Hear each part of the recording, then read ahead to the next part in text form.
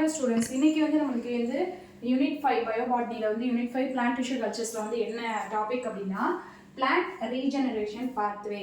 ஒரு பிளான்ட் வந்து எப்படி வந்து ரீஜெனரேட் ஆகி அதோட பாத்வே வந்து நெக்ஸ்ட் லெவலுக்கு வந்து கொண்டு போகுது அப்படிங்கிறது தான் வந்து நம்ம பார்க்க போகிறோம். இப்போ பாத்வே அப்படின்னா என்ன மேம் அப்படின்னா, பாத்வே ஒரு ஸ்டெப் இருக்கா, அடுத்த ஸ்டெப் என்ன நடக்க போகுது, அதுக்கு அடுத்து வந்து என்ன நடக்க போகுது அப்படின்னு சொல்லிட்டு ஸ்டெப் பை ஸ்டெப்பாக வந்து ஒரு பிளான்ட் இதில் வந்து எப்படி வந்து ரீஜெனரேஷன் ஆகி அதோட பாத்வே வந்து அடுத்தடுத்து எப்படி வருது அப்படின்னு சொல்லி தான் நம்ம பார்க்க போகிறோம். இப்போ ஒரு எக்ஸ்பிளான்ட் எடுத்துக்கிறாங்க. ஒரு பிளான்ட் அது டைரக்டான எம்ப்ரியோஜெனிசஸாக இருக்கும், இன்னொன்று வந்து இன்டைரக்டாக வந்து நடக்கும்.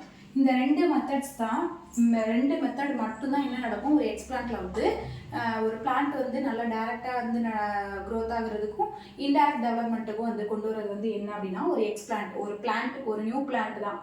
அந்த பிளான்ட் இப்போ எக்ஸ்பிளான்ட்டை பொறுத்த வரைக்கும் மெரிஸ்டெம் மேலே உள்ள அந்த கீழே நடுவில் உள்ள ஒரு ஸ்டெம்மு, ஷூட்டு, இதோட ஷூட்டு பகுதி, இதோட நடுப்பகுதி வந்து இது ஸ்டெம்மு, இன்னொன்று வந்து லீஃபோட ரூட்டு கேலஸு.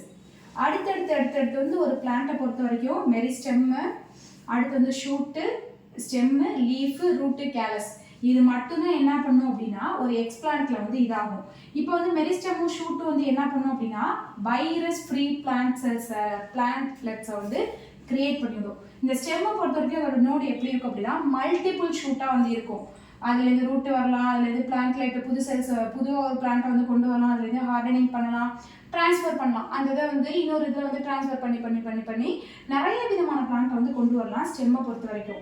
அடுத்து வந்து இந்த இதில் வந்து டைரக்ட் அண்ட் இன்டைரக்ட் ரெண்டு மெத்தட் சொல்கிறாங்க. டைரக்டாக வந்து எப்படி எம்ப்ரியோஜெனிஸ் ஆகுது அப்படின்னா பிளான்ட்லேருந்து டைரக்டாக வருது.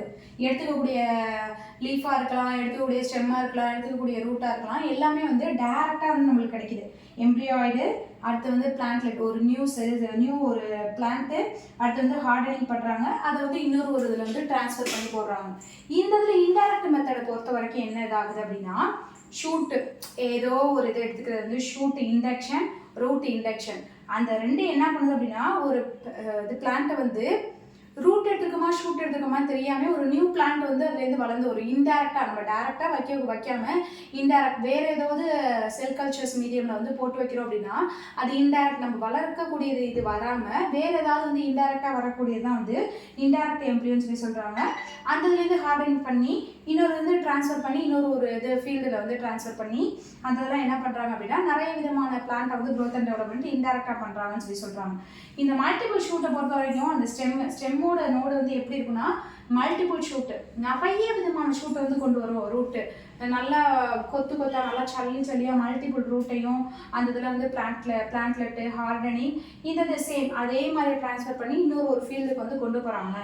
இந்த இதில் வந்து எப்படி சொல்கிறாங்க இந்த பிளான்ட் ரீஜெனரேஷன் பாத்வே வந்து எப்படி ஃப்ளோ ஆகும் அப்படின்னா ஒரு பிளான்ட்டை எடுத்துக்கிறாங்க, அதுக்கு நேம் வந்து எக்ஸ்பிளான்ட்டு. அதில் வந்து மேலே உள்ள ஷூட்டு டிப்பாக இருக்கலாம், இல்லை வந்து ஸ்டெம்மாக இருக்கலாம், இதில் வந்து மெரிஸ்டெம் அதோட நடுப்பகுதி ஸ்டெம் இது மாதிரி ஏதாவது ஒரு பார்ட்ஸாக இருக்கும்.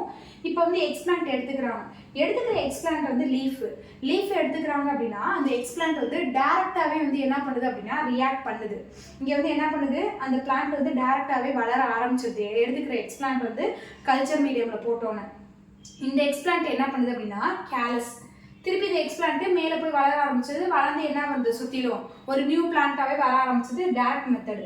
எக்ஸ்பிளான்ட்டை பொறுத்த வரைக்கும் கேலஸ் என்ன பண்ணுது அப்படின்னா அந்த கேலஸை வந்து நிறைய ஒரு கேலஸாக ப்ரெசென்ட் ஆகுது வந்து கொஞ்சம் மெச்சூர் ஆகுது, கொஞ்சம் அதோட சைஸ் வந்து ஸ்டொமேட்டிக் எம்ப்ரியோ தனியாக அந்த சைஸ் வந்து நம்ம பிரிச்சுடுறோம்.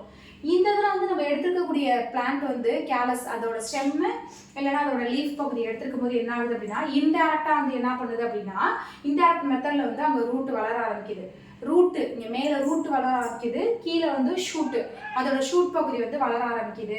இந்த இதுலேருந்து ஒரு நியூ பிளான்ட்டை வந்து கொண்டு வராங்க. இதுதான் வந்து டைரக்ட் அண்ட் இன்டைரக்ட் மெத்தடில் வந்து எப்படி வந்து ஒரு நியூ பிளான்ட்டை வந்து க்ரோத் பண்ணுறாங்க அப்படிங்கிறது தான். நெக்ஸ்ட் வீடியோவில் வந்து உங்களுக்கு வந்து இன்னொரு ஒரு டாப்பிக்கோட வந்து உங்களை வந்து சந்திக்கிறேன். பாய், தேங்க்யூ.